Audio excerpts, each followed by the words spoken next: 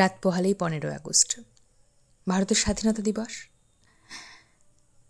কিন্তু এই কদিন আগে যে ঘটে যাওয়া ঘটনাটা, ওই আরজি করের ঘটনা, মনে করে দিল আবার আমরা কি সত্যি স্বাধীন?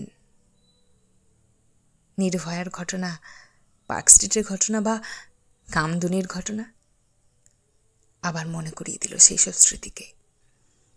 আমরা কি সত্যি স্বাধীন?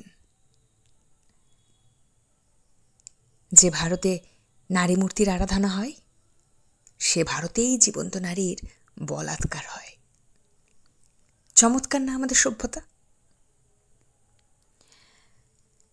আরে ছোট ছোট পোশাক পরে, ওর সাথে হবে না তো কার সাথে হবে? 11টা 12টা পর্যন্ত রাস্তায় ঘুরে বেড়ায়, ওর সাথে হবে না তো কার সাথে হবে? আচ্ছা, সেমিনার হলটা কি ঘুমানোর জন্য? তা ওর সাথে হবে না তো কার সাথে হবে? কি এটাই তো বলতে চাইছিলেন? বলুন বলুন, নিজেদের মানসিকতাটার পরিচয় দিন। আপনার এই কথা থেকে বোঝা যায় যে আপনিও সুযোগ পেলে বোধ হয়। বুঝেছেন তো? ধর্ষকের মানসিকতার সাথে আপনার মানসিকতার খুব একটা অমিল নেই। তবে একটা কথা মনে রাখবেন, আপনি নিজেও, হ্যাঁ আপনি পুরুষ হলেও আপনি নিজেও মাতৃগর্ভ থেকে জন্ম নিয়েছেন। আপনারও মা আছে বা বোন, অথবা স্ত্রী বা কন্যা সন্তান। মেয়েটির আর্তনাদ চোখের সামনে ভেসে উঠছে।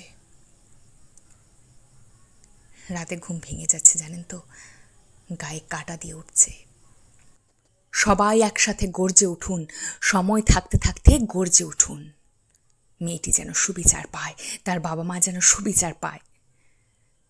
আর অপরাধী যত বড়ই হনু হোক, তার বাবা যত বড়ই হনুদের সাথে যুক্ত থাকুক, তারা যেন শাস্তি পায়, কঠোর শাস্তি পায়।